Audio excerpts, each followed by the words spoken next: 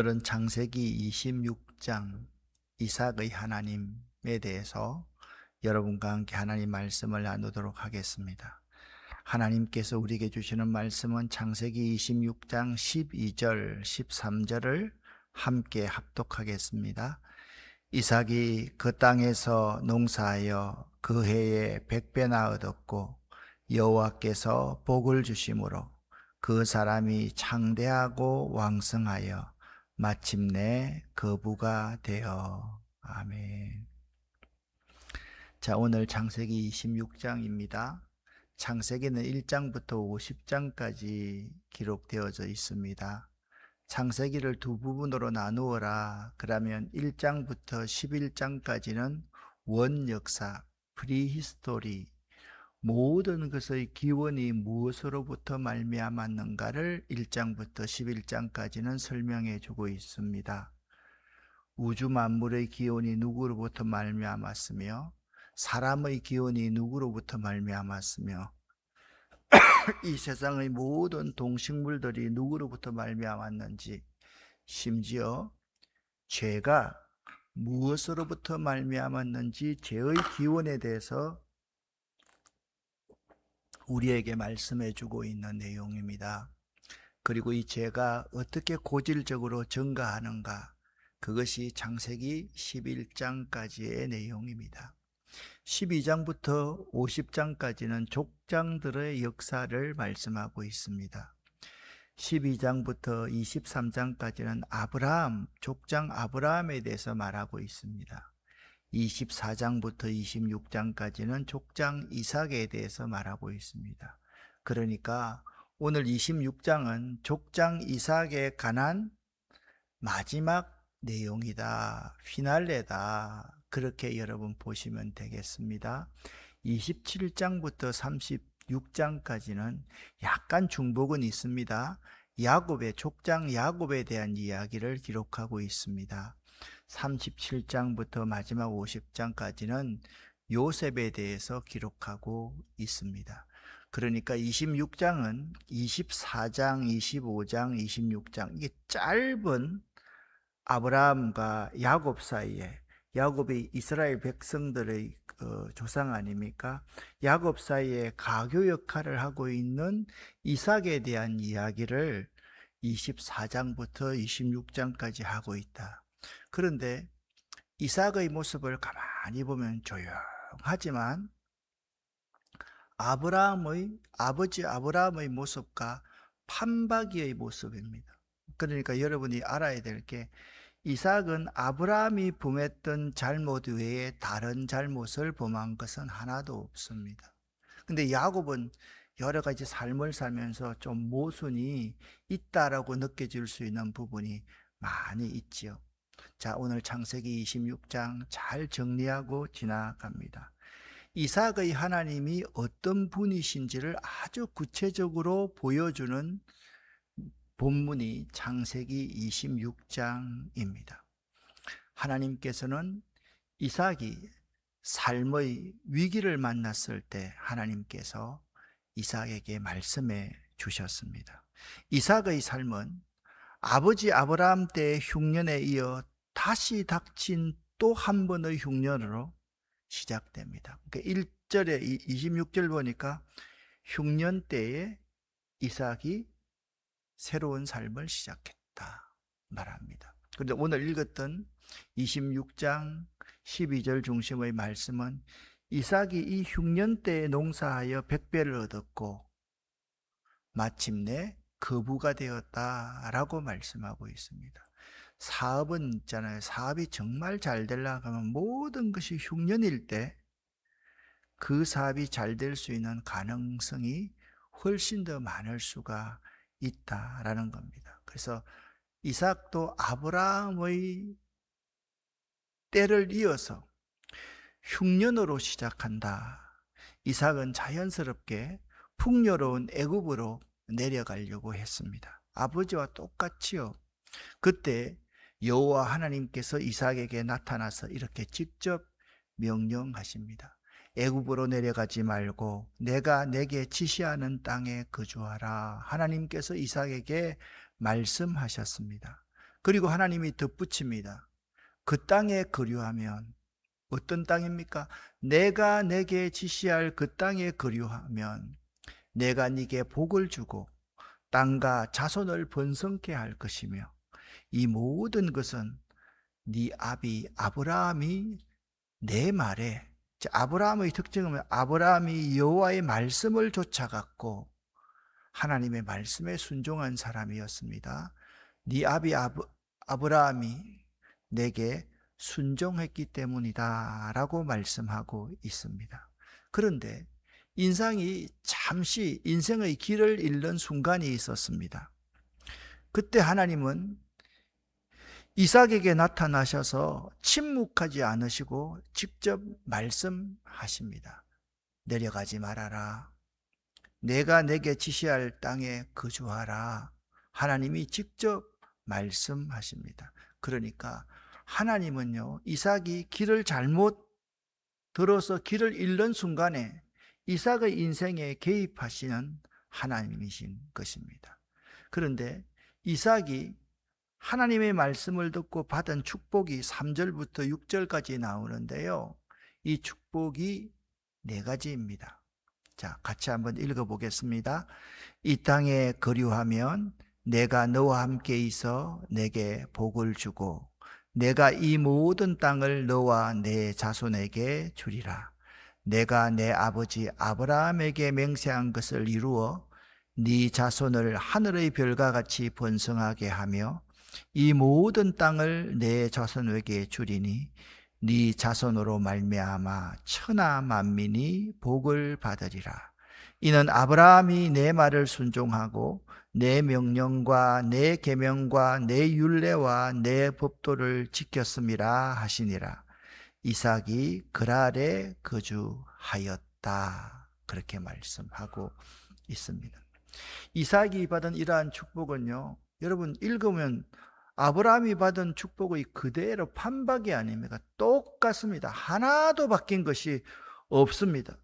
이러한 축복은 아브라함과 이삭에 이어서 야곱까지 이르렀으며 다윗의 후손인 메시아를 통해서 성취되었음을 우리는 잘 알고 있습니다. 즉 이삭이 받은 영적인 축복은요, 그리스도의 복음을 통하여 천하 만민이 구원을 얻을 것이라는 구속의 성취로 그 실체가 드러난 것입니다. 그런데 이삭이 실수합니다. 실패합니다. 하나님께서 내려가지 말아라. 내가 내게 지시할 땅으로 가라. 그럴 때는 예 해놓고 나서 자꾸 현실이 보이는 거예요. 그래서 하나님의 분명하고 확실한 약속의 말씀에도 불구하고 이삭은 그랄에서 아버지 아브라함과 똑같이 행동을 합니다. 아내 리브가를 자신의 누이라고 속이는 실수를 저지르게 됩니다. 이는 이삭의 연약함과 두려움을 보여줍니다. 인간의 연약함과 두려움을 그대로 보여줍니다. 이러한 이삭의 실수는요, 세 가지 정도로 그 이유를 설명할 수가 있겠습니다. 오늘 본문 말씀에 보면 첫 번째 이렇게 말합니다. 리브가가 그랄 사람들 보기에 너무 아리따워서 그곳 백성이 그로 말미암아 자기를 죽일까 염려함이라, 그렇게 7절에 말씀하고 있습니다. 제일 먼저 이삭이 두려웠기 때문에 그러한 실수를 저지르고 있는 모습을 볼 수가 있습니다.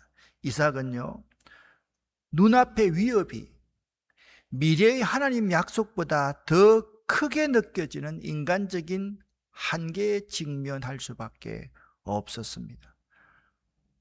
우리도 마찬가지입니다. 우리도 이럴 때가 참 많지 않습니까? 아무리 하나님이 함께 하시겠다고 약속하셨어도 현실이 내가 참 두렵고 먹고 못 사는 그런 상황인데 주일 한 번 정도는 빠져도 되지 않을까요? 그렇게 충분히 말할 수 있는 상황인 것입니다. 자, 인간의 두려움은요, 굉장히 무서운 적입니다. 인간이 두려워하는 것은 논리나 믿음을 잠시 압도할 수 있는 무서운 것이라는 사실을 오늘 우리는 여기서 우리에게 볼 수가 있습니다. 그래서 이삭이 이렇게 하나님 말씀을 듣지 않고 내려가서 자기 아내 리브가를 누이라고 속이는 실수를 했던 것은 첫 번째, 두려움이었다. 두 번째, 순간적으로 믿음이 약화되었다. 그러니까 하나님과 하나님의 말씀에 대한 불완전한 신뢰를 갖고 있었기 때문이다. 하나님께서는 이삭이 길을 잃고 방황할 때 하나님이 개입하셔서 말씀하셨잖아요. 내가 너와 함께 있겠다. 네게 복을 주겠다. 이 모든 땅을 네 자손에게 주겠다라고 분명히 약속하셨지만 이삭은 그 하나님의 약속의 말씀을 완벽하게 신뢰하지 못했던 겁니다. 우리도 이럴 때가 참 많습니다. 하나님이 우리에게 약속의 말씀을 분명히 주시는데 믿는데요, 10개 가운데 5개만 믿는 거예요. 5개는 안 믿는 거예요. 요까지는 내가 하고요, 나머지는 하나님의 영역입니다. 그래서 반만 믿습니다. 불완전하게 하나님과 하나님의 약속의 말씀을 신뢰합니다. 이삭은요, 하나님이 자신을 보호할 것이라는 초자연적인 믿음 대신에 스스로가 위험을 피하고 싶었습니다. 잔깨를 생각했습니다. 그리고 생명의 보존을 위한 본능이 발동되어서 생명을 보존하려는 인간적인 계책을 선택했던 겁니다. 그렇습니다. 온전히 하나님의 말씀과 하나님을 신뢰했더라면 이렇게 하지 않았을 건데, 불완전한 신뢰, 그것이 이삭이 실수하게 된 계기라는 사실입니다. 이것은 마치 우리가 하나님께서 내 길을 인도하실 것이다 라고 믿으면서도 현실적인 문제 앞에서는 자기의 힘과 잔깨를 의존하려는 모습입니다. 약속을 받긴 받았지만 그 약속이 당장 위기까지 포함하여 지켜질 것이라는 확신이 부족했던 것이죠. 그래서 이삭이 이 큰 실수를 범하게 되었던 겁니다. 세 번째는 더 중요합니다. 첫 번째는 두려움이라 그랬습니다. 두 번째는요, 불완전한 신뢰. 하나님과 하나님의 말씀에 대한 불완전한 신뢰입니다. 세 번째, 아버지 아브라함의 나쁜 선례입니다. 대물림된 연약함입니다. 아브라함이 이전에 애굽과 그랄에서 자기 아내 사라를 누이라고 속였던 이야기를 이삭이 알고 있었거나, 생활 중에서 아무리 부모가 믿음이 좋다 할지라도 같이 아이들과 살다가 보면요, 믿음 좋을 때가 있고 인간적인 생각을 할 때가 있는 겁니다. 부모가 믿음이 좋을 때는 아이들이 있잖아요, 잘 본받지 않는데, 부모가 믿음이 없이 행동하는 그것은 참 잘 본받습니다. 부모가 선하고 착한 말 하는 거는요, 잘 안 본받는데, 부모가 욕하거나 부모가 엉뚱한 짓 하는 거는 아이들이 잘 본받습니다. 자, 여러분 예를 한번 들어보면 잘 알 겁니다. 부모가 술을 많이 드십니다. 그러면 지긋지긋하니까 술 다시 안 먹어야 되잖아요. 그렇죠.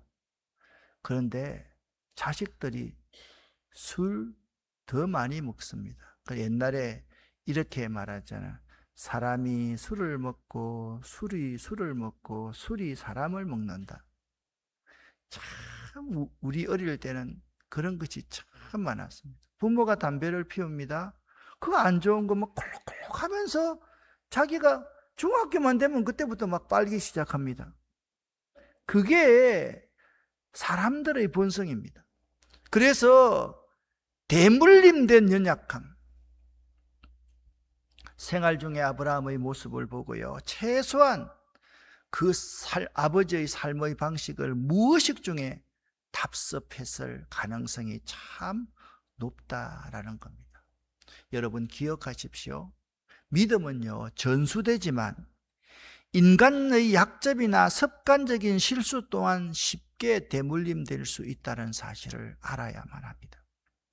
이삭은요, 생명의 위협의 두려움 속에서 인간적인 잔꾀를 생각하고 하나님을 신뢰하지 않고 부모로부터 익숙하게 느끼고 있는 그러한 습관처럼 여기는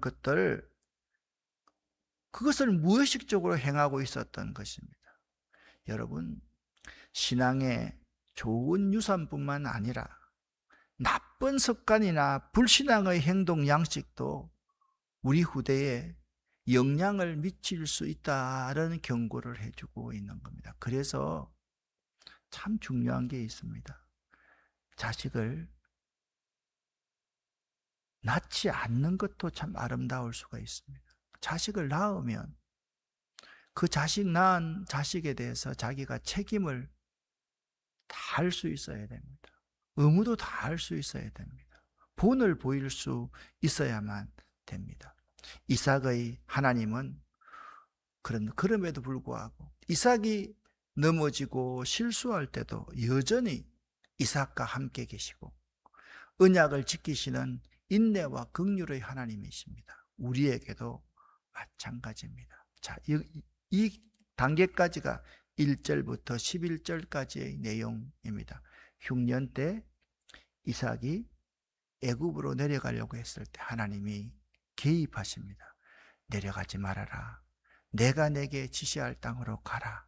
그런데 이삭이 있잖아요, 하나님의 말씀을 온전히 믿지 않고 그 그랄 땅에서 실수를 합니다.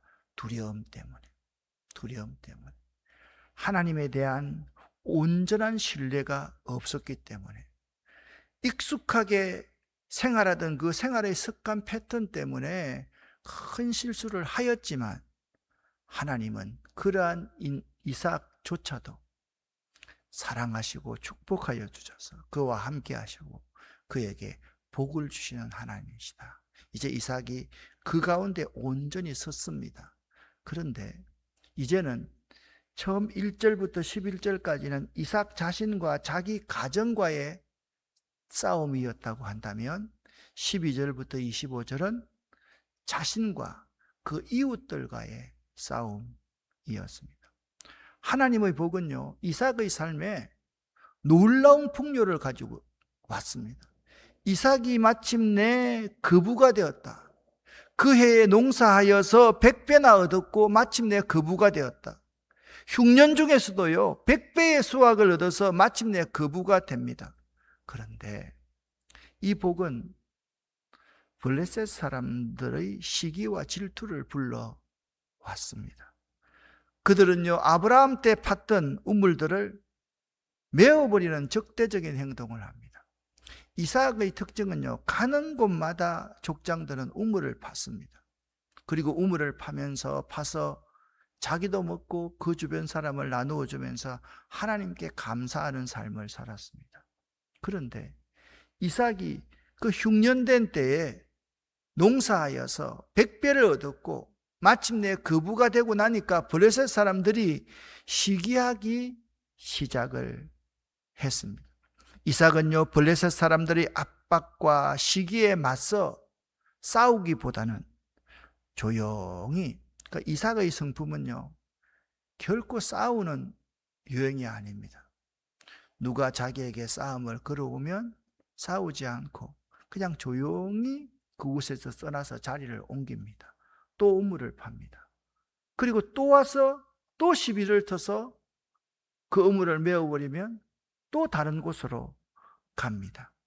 아버지가 팠던 우물을 계속 파는 삶을 삽니다. 우물을 팔 때마다 이삭의 종들과 그랄의 목자들 사이에 다툼이 일어났습니다. 그래서 이삭이 있잖아요, 제일 먼저, 여러분 이 지도를 그냥 이거 외울 필요는 없습니다. 여러분 지금 그랄에서 블레셋 땅 그랄에서 그랄 골짜기에 우물을 팠습니다. 또 메워버리니까 에색으로 내려갔다가 그 다음에 로봇으로 갑니다. 그리고 이 에색에서 신나로 갔고 로봇으로 옵니다. 그리고 브엘세바로 옵니다. 요 네 이름은 여러분들이 그냥 외우지 말고 기억은 해 두시면 참 좋겠습니다. 그래서 우물을 팔 때마다 그랄의 목자들과 다투게 되었는데 여기 밑에 있는 에색, 신나, 그리고 마침내 다투지 않는 우물인 르호봇을 얻게 됩니다. 이 르호봇이라는 뜻이 참 의미가 있는 이름입니다. 이삭은요 이런 사람이었어요. 참 내가 이 문장이 참 좋아요. 빼앗기면서도 승리를 쟁취하는 인물이었습니다. 여러분 생각하면서 어떻게 빼앗기면서 승리를 쟁취할 수 있었어요? 이삭의 모습을 잘 보면 있잖아요. 신약의 예수 그리스도의 모습을 이삭의 모습 가운데서 발견할 수 있습니다. 예수 그리스도는 생명을 빼앗기면서 많은 사람을 구원하시는 분이었습니다. 그래서 여기 르호봇이라는 것은 참 더 자기의 지경을 더 넓혀가는 그러한 모습임을 우리에게 잘 가르쳐주고 있습니다. 그래서 이삭은요 굳건한 도전에도 포기하지 않고 하나님의 약속을 따라 계속 옮기면서 우물을 팝니다. 그래서 사람은요 세 가지 부류가 있습니다. 우물을 파는 자의 삶을 사는 사람이 있고요, 두 번째 우물을 메우는 자의 삶을 사는 사람이 있고요, 그 우물을 그냥 마시면서 누리는 자가 있어요. 그 두 번째, 세 번째는 사실 똑같아요. 우물을 메운다는 것은 메워서 못 먹게 하는 게 아니라 메워놓고 다시 이 사람은 피해가면 그거 파는 게 쉽잖아요. 그죠? 그래서 사람은 두 가지 사람이 있습니다. 우물을 파는 자의 삶이 있고 다른 사람이 파놓은 우물을 먹는 자의 삶이 있습니다. 이게 쉬워요. 그러나 우리 예수 믿는 사람들은 항상 우물을 파는 자의 삶을 살아야 됩니다. 할렐루야. 우리 예수 믿는 자의 삶은 항상 터널을 뚫는 자의 삶을 살아야지, 길을 닦는 자의 삶을 살아야지, 다른 사람이 뚫어놓은 터널을 활용하겠다라고 하면서 안이한 생각, 다른 사람이 닦아놓은 길 위에 내가 가겠다는 그런 안이한 생각을 해서는 우리는 정말 개척자, 순례자의 삶을 살 수 없다는 사실을 분명히 알아야만 합니다. 이삭은 그가 우물을 빼앗겨도 하나님이 더 좋은 곳을 예비하시고 번성케 하실 것이라는 확신, 이 확신을 가지고 있었습니다. 그 확신의 이유가 바로 르호봇에서 증명되었습니다. 르호봇은 더 넓은 장소라는 겁니다. 빼앗기면 하나님은 더 넓은 장소를 주신다. 할렐루야. 이게 르호봇이라는 이름입니다. 여러분, 빼앗기면서 승리하는 비결이 바로 이 르호봇에서 우리가 발견하고 있을 수 있는 겁니다. 마지막 이제 이삭이 팠던 우물이 브엘세바의 우물입니다. 이 브엘세바에서 하나님의 놀라운 능력과 사랑을 다시 한번 확인합니다. 23절부터 25절 읽는데, 자, 지금까지 우물을 세 군데서 이렇게 팠습니다. 판 것하고 여기서 다른 점을 여러분 한번 발견해 볼 수 있기를 바랍니다. 함께 읽습니다.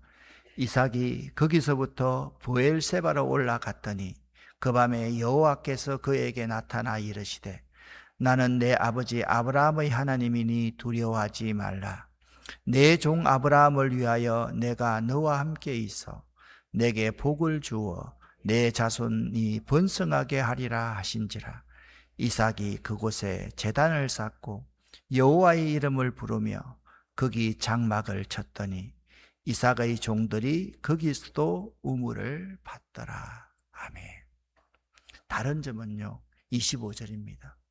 이삭이 브엘세바에 가서는 그래 지금까지 우물을 파는데 먼저 제단을 쌓고 여호와의 이름을 부르며 하나님께 예배하는 것이 조금 소홀했구나. 그것을 이삭이 깨닫게 됩니다. 그리고 예배하는 삶을 먼저 하고 나서 거기 장막을 치고 우물을 파기 시작했다. 그렇게 말씀하고 있습니다. 자, 이삭은요, 브엘세바에서 제단을 쌓고 여호와의 이름을 부르고 예배하고 예배를 회복하고 장막을 치고 우물을 팝니다. 여러분 꼭 기억하십시오. 예배와 하나님과의 관계의 회복이 모든 문제 해결의 열쇠입니다. 할렐루야. 이게 얼마나 중요한지 모릅니다. 예배와 하나님과의 관계의 회복이 문제 해결의 열쇠입니다. 자, 오늘 이 응답이 어떻게 나타나는지 여러분 한번 보시면 지금 놀라운 일이 나타납니다. 이삭이 잘못된 대물림을 통해서 실수도 했지만 이삭이 아버지 아브라함이 권세를 누렸던 그 권세를 어떻게 다시 누릴 수 있는지도 바로 이 예배와 하나님 관계의 회복을 이 브엘세바에서 분명히 맛보았기 때문입니다. 자, 한번 보십시오. 이제 세상을 이기는 믿음의 승리. 자, 이삭이 아까 여러분에게 말씀드릴 때 빼앗기면서 승리를 얻는 사람이다 말씀드렸죠. 그렇죠? 나는 여러분들이 빼앗기면서 양보하면서 내어주면서 항상 승리를 얻을 수 있는 삶을 살 수 있기를 예수 이름으로 간절히 축원합니다. 자, 보십시오. 이삭의 삶에 나타난 하나님의 복은요, 너무나도 분명했습니다. 자, 첫 번째는 하나님 복이 너무나도 분명하니까 블레셋 사람들이 어떻게 했습니까? 시기하여서 우물을 메어버리고 이삭을 내쫓아 버렸죠. 그런데 이 하나님의 복이요, 하나님과 예배를 회복하고 하나님 관계를 회복하고 나서 르호봇이라는 곳에서 그 장막이 더 넓어지고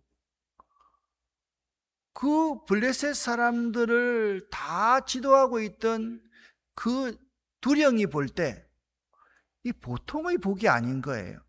그래서 이삭을 내쫓았던 그랄 왕 아비멜렉이 직접 친구들과 군대 장관을 데리고 이삭을 방문합니다. 참 놀라운 일입니다.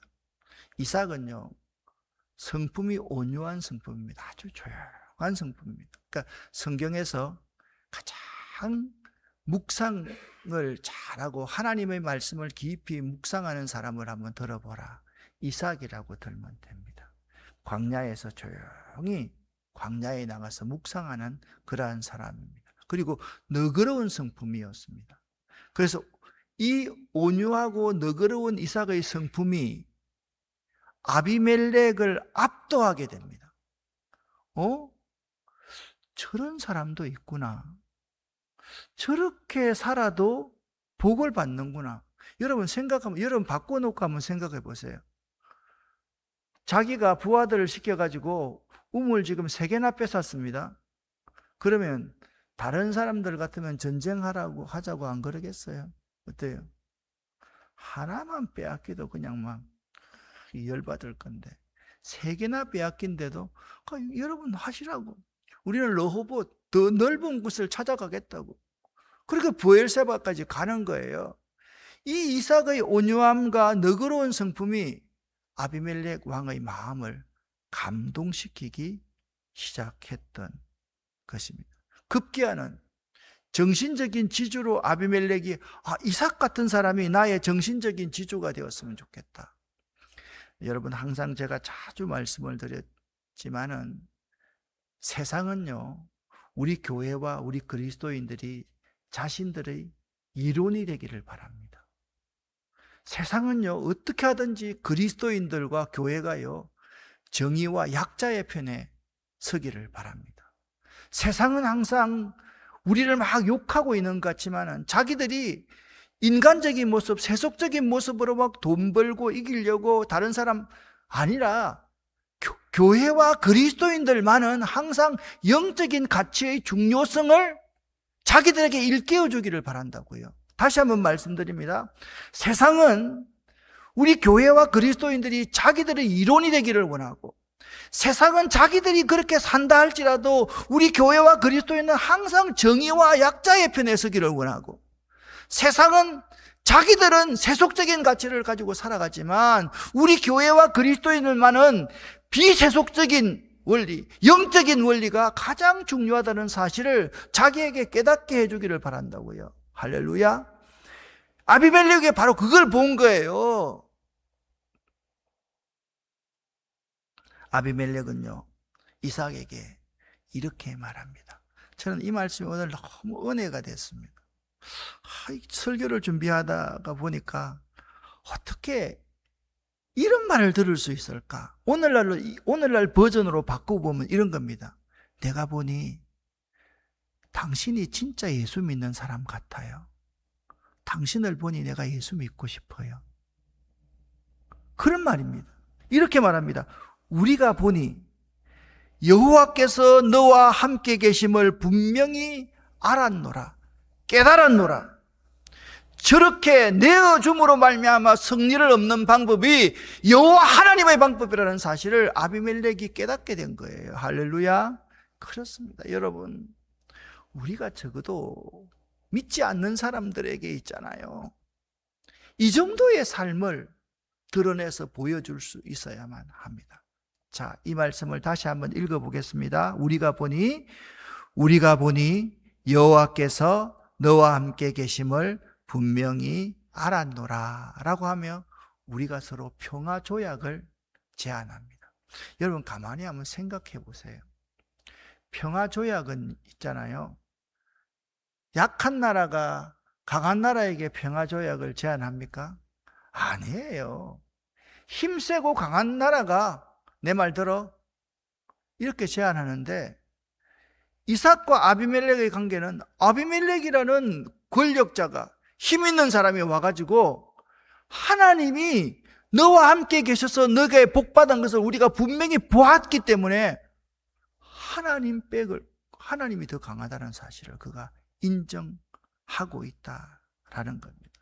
세상 사람들도요, 이삭을 내쫓았을 때보다 더욱 창대해진 이삭의 복을 인정할 수밖에 없었던 것입니다.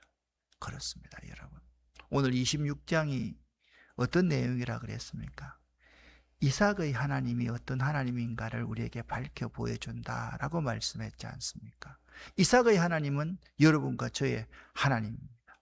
이삭의 하나님은 세상 사람들로 하여금 우리 뒤에 계신 하나님을 인정하게 만드시는 위대한 분이십니다. 이삭은 복음적인 평화조약을 맺고 그들을 환대해 주었습니다. 하나님의 백성은요, 하나님과의 끊임없는 영적 교제를 통해서, 이 영적 교제는 오늘 본문에서 뭐라 그랬습니까? 예배의 회복과 그 다음에 하나님과의 관계의 회복입니다. 끊임없는 영적인 회복을 통해서 불신자들의 영적인 정신적인 면에서 압도할 수 있는 사람이 될 수 있어야 됩니다. 이것이 바로 복음의 능력이며 하나님의 능력의 나타남인 것입니다. 우리는 이러한 삶을 살아야만 합니다. 그날 이삭의 종들이 이삭에게 보고를 해옵니다. 주인님, 우리의 빼앗겼던 우물을 다시 찾았습니다. 그렇게 보고를 합니다. 이삭은 그 이름을 세바라고 불렀습니다.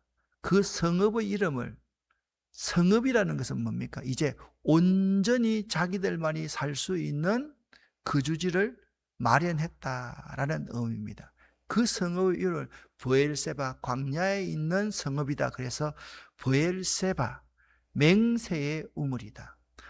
하나님의 언약을 기억하면서 내가 빼앗겼더니, 양보했더니, 포기했더니 하나님께서 우리에게 승리를 주셨어. 내가 너그러이 온유하고 용서하고 베풀었더니 저 적들도, 우리를 내쫓았던 적들이 찾아와서 우리에게 무릎을 꿇었어. 그게 바로 브엘세바, 맹세의 우물인 것입니다.